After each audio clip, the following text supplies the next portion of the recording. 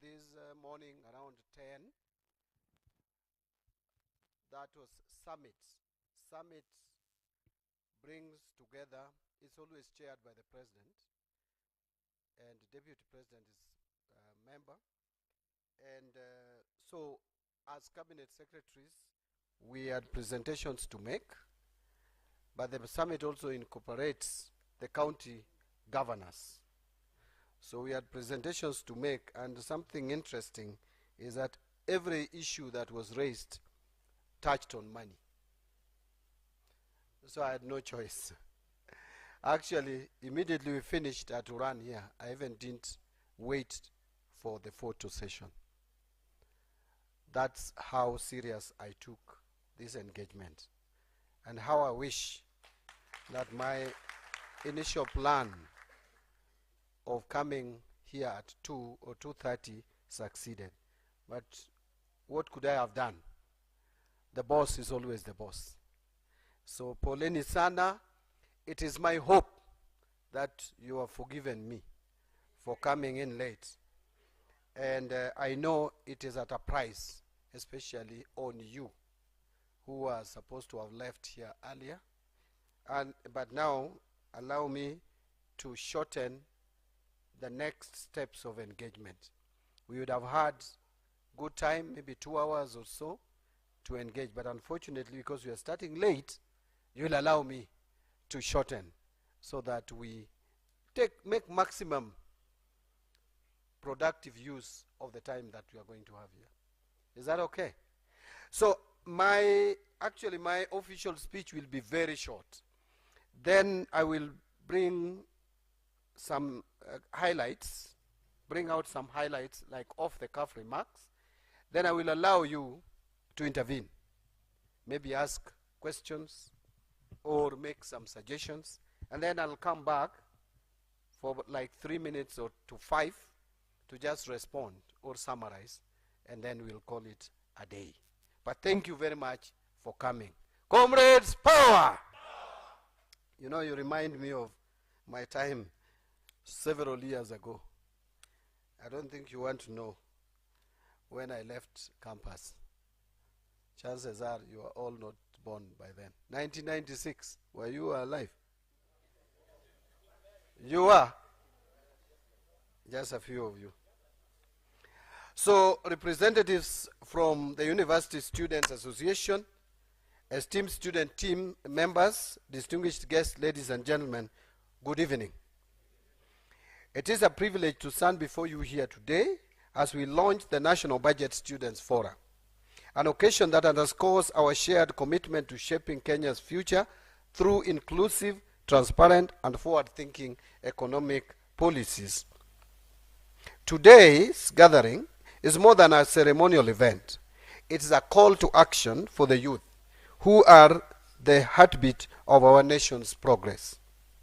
The purpose of this forum is clear: to embed a youth-centric perspective into our national economic decision-making processes. This is not just a policy initiative, but rather a legal obligation which is rooted under Article 201A of the Constitution of Kenya, which mandates that public resources must be managed transparently and in the public interests. Our youth are the future, and their voices must be central to how we plan, allocate, and utilize our resources. The youth are a significant demographic of our country, making up over 75% of the population, with a potential for contributing towards economic development of this country. This notwithstanding, there are prevailing challenges and emerging issues that we constantly need to track and address to unlock this potential. These include unemployment, which is real. During our time, unemployment was not a question. There was nothing like unemployment. You were waiting to complete your studies and start earning a living. And nowadays, it is completely different. After completing your studies, then you start another very tough journey of looking for employment. And so this is a serious challenge. The other one is skills development, digital literacy, entrepreneurship, and inclusive governance for a demographic dividend. As student leaders and representatives of Kenya's vibrant youth, your role is vital. You embody the nation's aspirations for resilience, innovation, and sustainable growth. Your engagement in national development is not optional. It is critical for building and essential for building a resilient and inclusive economy that offers opportunities for all. Ladies and gentlemen, despite global economic uncertainties, Kenya continues to demonstrate resilience. Our economy outperforms regional averages thanks to deliberate policy choices, a robust service sector, and the unwavering dedication of Kenyans. In fact, in the region, I think Kenya is leading in terms of human capital. If you are doubting, I would invite you to visit a few countries across the region. You will realize that we have human capital that no any other country can compare with us. Probably, you can only compare Kenya with a country like Ghana. We have the best human brains and very hardworking people in this continent. However, we recognize that challenges remain, particularly for young people facing climate shocks, unemployment, and limited access to opportunities. Our strategic response is anchored in the bottom-up economic transformation agenda and the fourth medium-term plan. These frameworks prioritize sectors with high youth employment potential. One is agriculture, the other one is micro, small and medium enterprises. The next one or the third one is housing. Number 4 is healthcare. And the last one, which is probably the most important in terms of job creation, is the digital and creative economy. These sectors are not only engines of growth, but also platforms for innovation, entrepreneurship, and job creation among our youth. Ladies and gentlemen, we acknowledge the rising voices of youth expressing frustrations over issues like high living cost or high cost of living. Unemployment is a cancer now in our country, eating us up. And governance transparency, which is the worst now of all these challenges. These concerns are valid and demand our immediate attention. Our government is committed to transforming these frustrations into constructive dialogue and tangible action. We recognize that trust is the foundation of effective governance. Therefore, the youth lenses we are institutionalizing today will also serve as a lens of accountability. We invite you to partner with us in monitoring the efficient and transparent use of public funds, ensuring that every shilling allocated to youth empowerment reaches its intended beneficiaries. And in line with the strategic budgeting approaches like zero-based budgeting, we are now integrating the youth lens to ensure that every expenditure aligns with youth priorities and needs. This includes addressing concerns around higher education funding, where we aim to guarantee that no student is left behind due to financial barriers. We are committed to streamlining disbursement processes, reducing bureaucratic delays, and ensuring timely access to loans and bursaries. Furthermore, we are also aware of the financial strains facing our public universities, which impact the quality of education and future prospects of our youth. Our strategy emphasizes increased funding, infrastructure development, and curriculum reforms to equip students with skills relevant to the evolving job market, particularly in areas like artificial intelligence, data science, green technologies, and vocational trades. This forum marks a strategic step towards a people-driven budget, one that reflects our constitutional principles and the collective will of Kenyans. Your insights and recommendations will shape policies that are inclusive, responsive, and future-oriented. And as one of you just said, I think this is the chairman, that we are now going to have engagement in the former provinces. We are beginning here in Nairobi, but I am sure that we are going to have this engagement in the other 7 remaining regions. As you prepare to engage in planning and decision making, know that the National Treasury is committed to working alongside you. Your role is crucial in crafting an economic future that is not only resilient, but stable and sustainable for generations to come. Ladies and gentlemen, therefore today is not merely a procedural event. It is a strategic step towards a people-driven budget that is rooted in our constitutional principles and the collective will of Kenyans. As you move into your planning sessions on the way forward and consolidate insights into actionable recommendations and shared commitments, know that the National Treasury is committed to working alongside you. Your role is vital. Let us unite our efforts to build a Kenya where opportunities are accessible to all, where youth are empowered to lead, and where our collective aspirations become reality. Together, we can forge a prosperous, inclusive, and resilient nation. So allow me, ladies and gentlemen, comrades, to, apart from that official speech that I've just given, to make a few comments. You are aware that previously there was limited public engagement and discourse around budget process, and even in discussing finance bill, which is crucial because it is the law that gives effect to taxation. And as we always say, that there should be no taxation without representation. I think it has been an oversight in terms of involving the public in determining how they were going to contribute towards running their economy. But I want us also to understand that after the budget is passed and agreed and assented to, then we enter the next stage of budget implementation. And as we speak, we are now implementing 2025-2026 budget. I would want to invite you to engage us and hold us accountable in terms of implementation of the budget that we just passed. It is important that when now I move to the regions, I bring a report card on how far we have done in terms of the implementation of the budget that we passed in 2025-2026, so that the budgets don't remain wish lists but become tools of development. I want to emphasize that if this economy has to grow, there are fundamental things that we must attend to.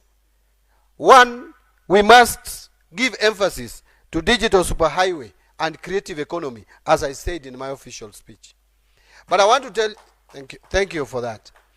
But I want to tell you something, that for this economy to create jobs that we desire, it is important that we ensure that the economy grows at a higher rate than it is growing today. Granted, our economy outperforms the average economic growth in the region. But let us not compare ourselves with the low. Let us not use that as an excuse to be complacent.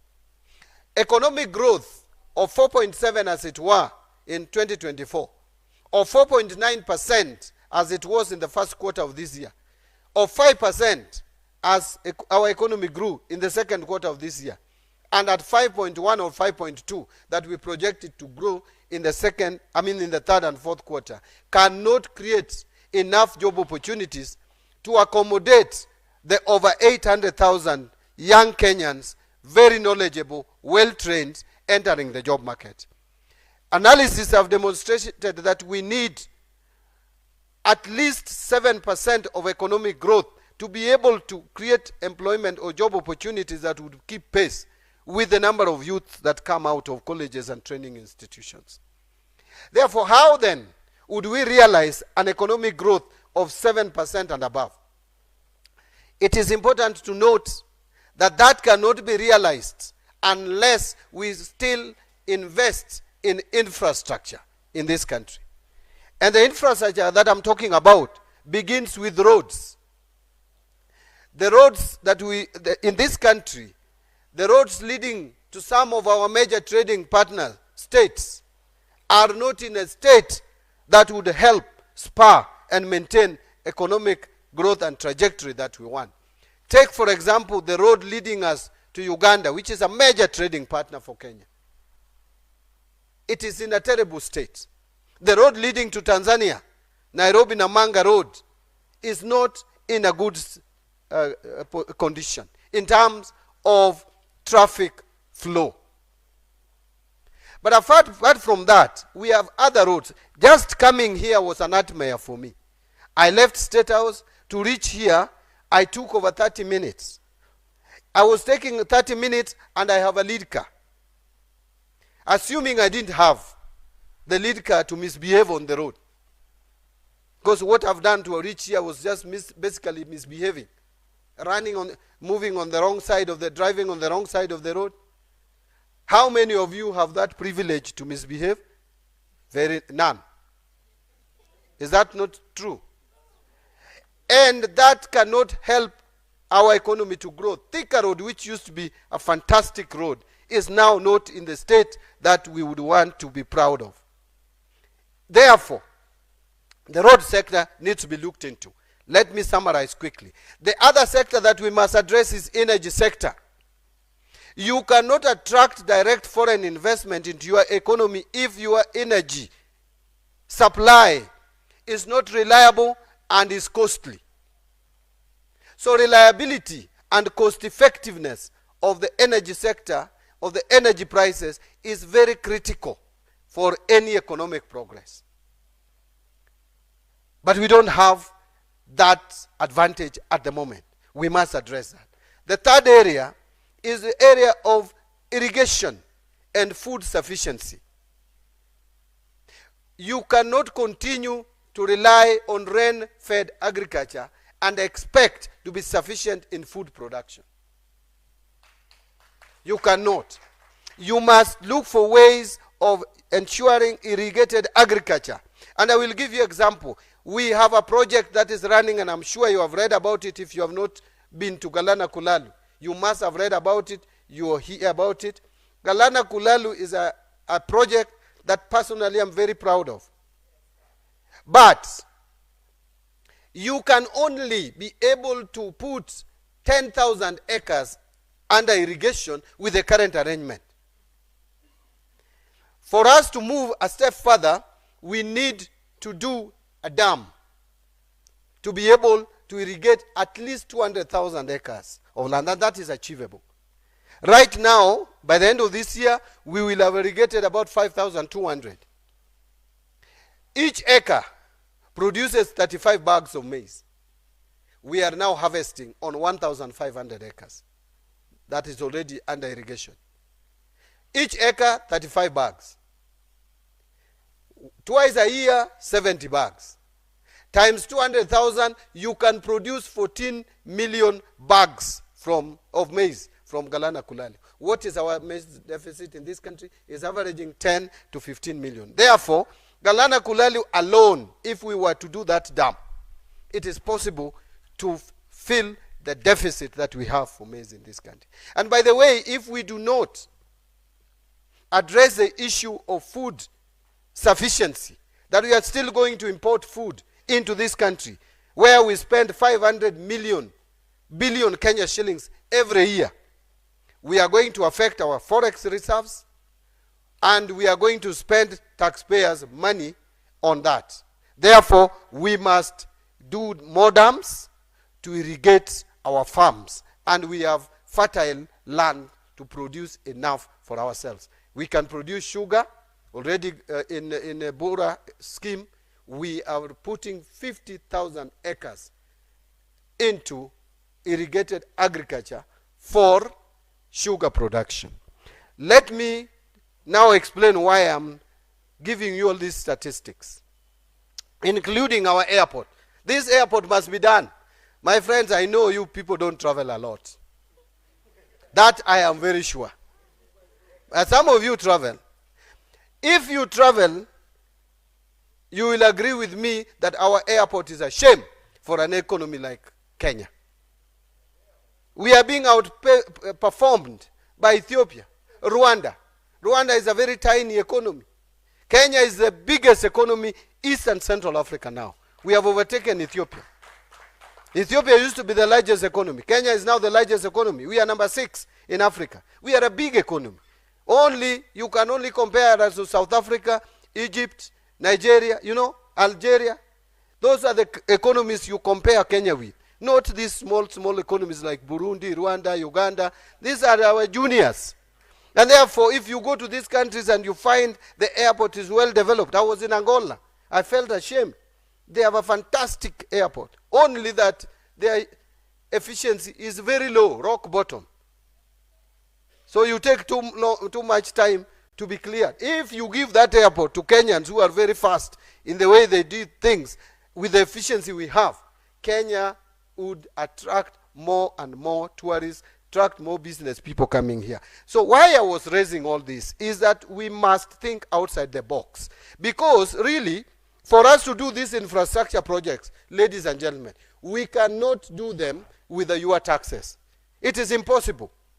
Because already we are taking taxes from you, and 50%, 48 to 50% is going towards debt repayment, debt service cost. We cannot borrow more either to do these projects. So therefore, we must think outside the box, productively, creatively, and come with other more innovative ways of funding this infrastructure project. Hence the need for a country like Kenya. It is long overdue. We are late to start National Infrastructure Fund. And I know the president will soon pronounce himself, maybe the day after tomorrow. We are forming a company. We created, I'm hearing people are saying we don't have a legal framework.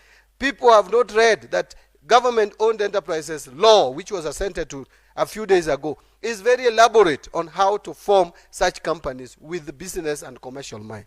We are going to form a company that is going to be professionally run. We are not going to populate it with political rejects and other kinds of people who have no professional background to